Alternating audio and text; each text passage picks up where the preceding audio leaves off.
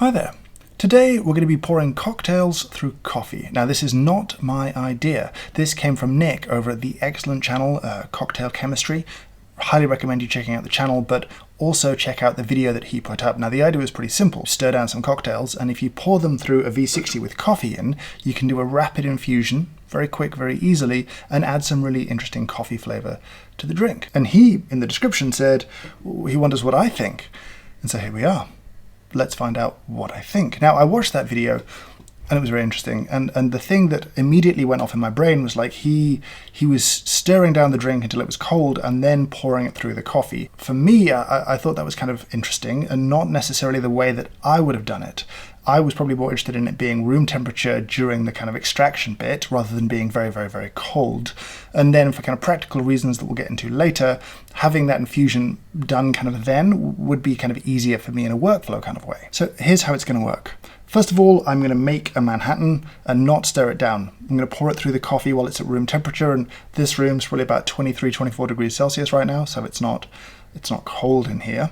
And then we'll let that sit. Then I'll stir down another Manhattan so it's nice and ice cold and pour that through some coffee. While that's infusing, I'll stir down that original one, and then we'll have a little side-by-side taste off, and we'll hopefully have a good time. Now, I picked a Manhattan because I have the ingredients for it to hand. I don't really want to get too deep into kind of cocktail stuff because it's outside of my wheelhouse. I'm interested and passionate, but I'm not here to teach anyone anything about it. I have my opinions, including the fact that I have no time for volumetric measurements in any aspect of my life. So I'm a big cocktail on scales person, especially at home. In a bar, I can hear an argument for like speed and workflow, but at home, those aren't a challenge, and I would rather get my drink exactly how I like it. Classic cocktails, I think, are very easily unbalanced, and I think good measurement is key to having a great result. Now, I'm using Woodford, which will make some people angry, but I think it's an excellent bourbon to use in mixed drinks because it just has this kind of very pleasant generic bourbon quality that I think is interesting.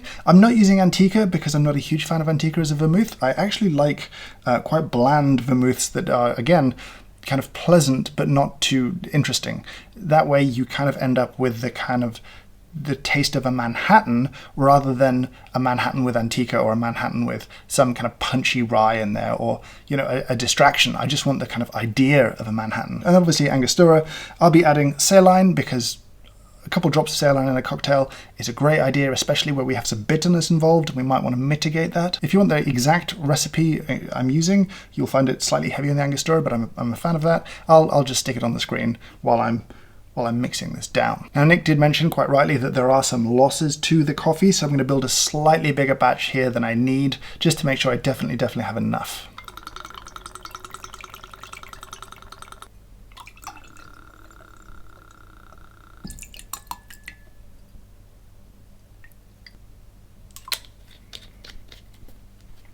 So I'm just going to pour this very gently, very slowly. All right, while this drains out over here, I will get on and recreate, again, the same drink, same recipe, all that kind of stuff.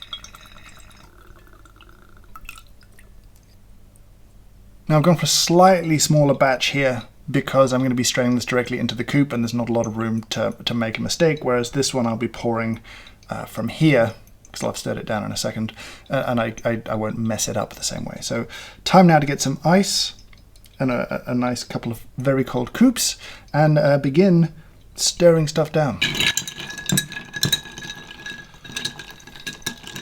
Bonus points in the comments if you know what type of spoon this is. Get our V60 on top and strain our little cocktail.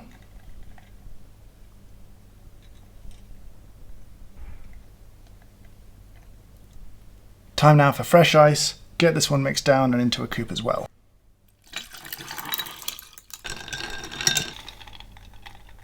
So we have our two drinks. We have our cold coffee infusion and we have our room temp coffee infusion. I'm intrigued to see if there's much difference.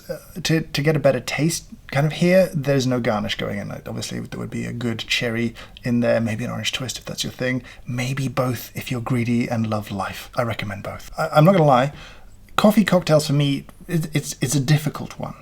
because my peak coffee drinking time is about 12 hours away from my peak cocktail drinking time. I rarely want caffeine at the time that I want cocktails, so I haven't really indulged that much because, you know, am I going to mess up my morning or mess up my evening? I don't really know, but they'll be messed up in different ways. So I don't do many of these. I do have a solution for that, which I'll come to in a second. So let's try the cold infusion. Okay, it is a pleasant drink. It is this pleasant kind of undertone of coffee in the Manhattan. You can still taste all the kind of key ingredients in the Manhattan. It's not overwhelming anything, which is kind of interesting. Is there any difference, though, with the room temp infusion? Whoa. Yes.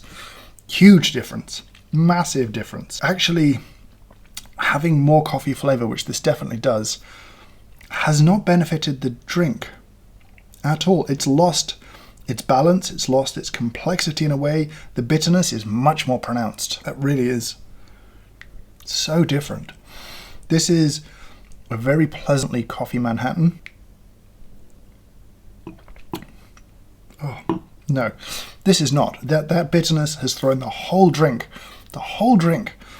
out, which is really frustrating. With this, the kind of workflow would be easy. You could just have a big batch at room temp in a bottle of Manhattan, and you could kind of infuse to order different coffees, and then you're not in any kind of a rush, and you can stir it down so it's as cold as possible right before serving for the best experience. I will say that this hasn't lost much in the way of temperature. It was in a cold plastic V60. The paper had been rinsed. It didn't suffer from a temperature perspective, but it is 10 times better than this one here. Now, to just briefly get into controversial territory, there is a solution to the whole like caffeine at night, which is obviously you could use decaf. And I have had some interesting results using good decaf to make these drinks. And that's a topic for a whole other video, but there is good decaf. I promise you that. So yeah, unfortunately, the best results come from a cold coffee infusion, which is so interesting. The taste profile is miles apart, and to be honest, Nick